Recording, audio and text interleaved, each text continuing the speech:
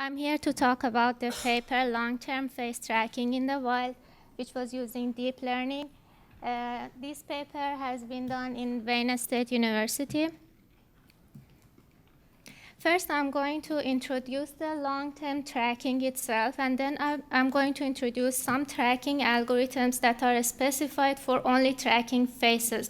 And then we are talking about the tracking challenges and our motivation to have this long-term face tracking method. Then I'm going to introduce some related works about the long-term tracking, which are a few. And then I will talk about in details about our proposed methodology, which is the detection, verification, tracking method, which has three main parts. The first main part is that we have a deep learning-based face detection. After that, we have a face verification, which helps us in tracking. And then the main core, which is a multi-patch-based face tracking. Then I will show you the whole framework of this work, which has these three parts working together. And as we already implemented the system, I will show you a demonstration of the system also. Then we will show some experiments and results of comparing our algorithm to some related works, and then our future work. So what is long-term tracking algorithms? These tracking algorithms usually use a video. You select a target in that video, which can be any object.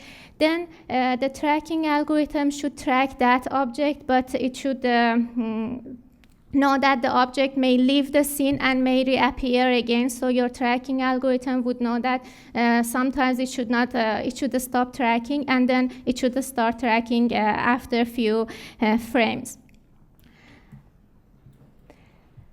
Some of the tracking algorithms are not any object tracker. They track only faces because this will help tracking to work better. For example, some of them use face detection algorithms. Some of them use the landmarking around the object, which is the face, to find the face better in the next frames. And all these tracking algorithms, they can be very challenging if they are using the wild video data or the noisy data. And they are not robust because the object may change a lot. The object may move very fast. If it moves very fast, your tracking will make mistake for sure. The illumination will change. The background, if the background changed a lot, your tracking will be confused and it will start tracking your background after a few frames. And also, when you select the target to be tracked, that initialization is very important. If you select it in a bad mood or in a bad illustration, your tracking in the next frame will start to track something else. And you can see that all the tracking algorithms cannot handle all of these situations together. So this one gives us the motivation to write a system so that it can track in the long term in a wild video, and also it can only track faces because we are going to use face detection and verifications to boost our tracking algorithms.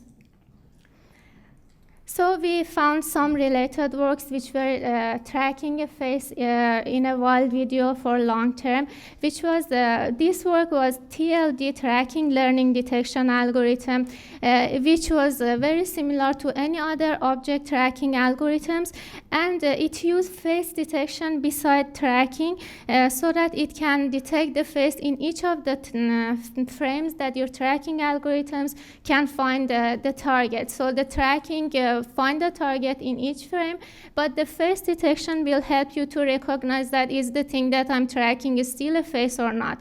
These algorithms work fine on the faces, but if your face is gets very close to another face, and they collide somehow, your tracking may start tracking the other face instead of that, because detection is helping it. So detection will tell you that this is still a face, you can track it. So the tracking will go on and track that face.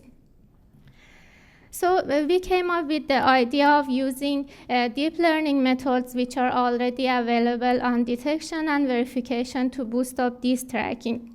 So our model is the detection, verification, tracking, which the goal was that using it in long-term videos which are wild, and the object, which is your face, may leave the scene, may come back to the scene.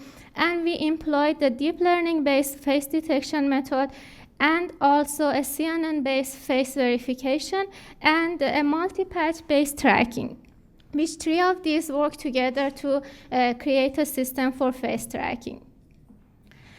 I will explain each of these three parts in detail, and then I will show you the whole network which is working together. The face detection we are using in this system is a CNN-based face tracking detection, which used 3 CNNs for detecting which this target is face or non-face, and 3 other CNN to find the criteria about the face. As this is a deep learning-based face detection, this algorithm was faster than the other algorithms, and the CNN networks helps us find more faces. The next part of this system was the face verification. In our system, we are using the VGG network. This network was pre-trained before, and it's a CNN-based network. We cut the last layers of the classification for this network, so we end up having 37 of the layers. Using these 37 layers, each face which gives as an input to the VGG, it will give you the features, which we are going to use these features of the face to see if the face is the same face or not. So we need these features for verification of the face. And here we are using the cosine similarity. So if I extract the features of the face in one frame and I extract the features of the face in the next frame, we use the cosine similarity to compare these two features to figure out that are these two features belongs to the same person or not, or do I lost the tracking and I'm tracking another face. At the end, by using detection and verification, we don't want to do detection verification in all the frames. This is not tracking, it's just verification, finding the objects in each frame and verifying if this is the same person or not. We are going to use the tracking to make it faster. So verification and detection will help you find the object, and a multi-patch tracking method helps you to follow that one in the next frame, so that at least you can make the algorithm faster by using the frames which comes right after each other, and you know that you don't want to check the whole frame. You can go and check only the regions about the frame, about the face which already you detected. So this is the flowchart of the whole framework working together. So in the beginning, you have a video. A user will choose a target in that video. We will check if that target is a face or not. So we will use the face detection.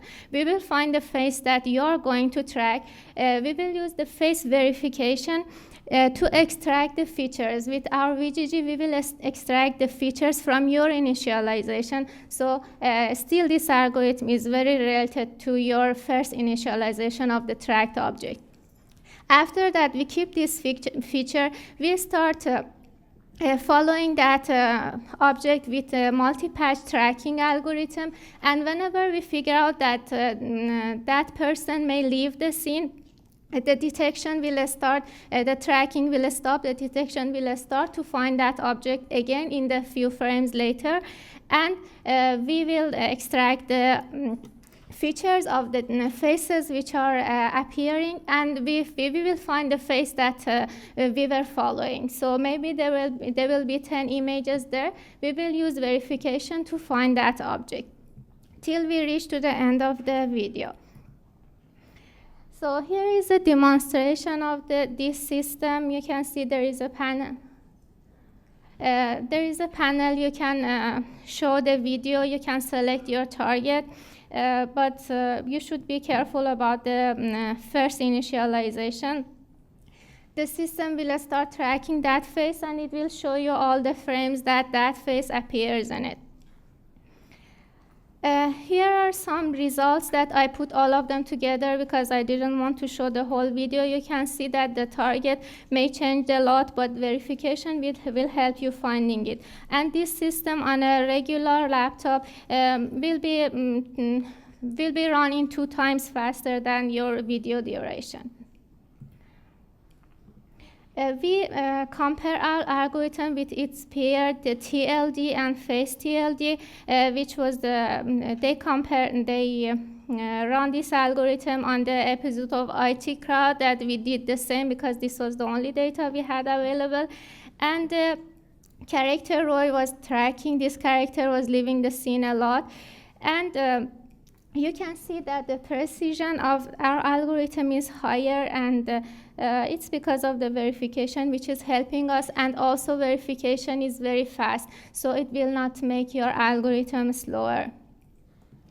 But here are some future works we are thinking about. We are going to use some of these reliable frames to learn the model. We want to make the features that we extract to be less sensitive to the first initialization. So if that your first initialization is not a frontal, still we can do the tracking. And also there is a similarity threshold that is usually 0.75.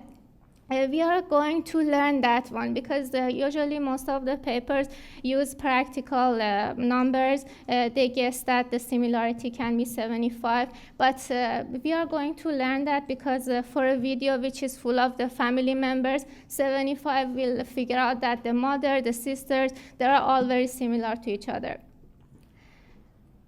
So here are the references about the papers.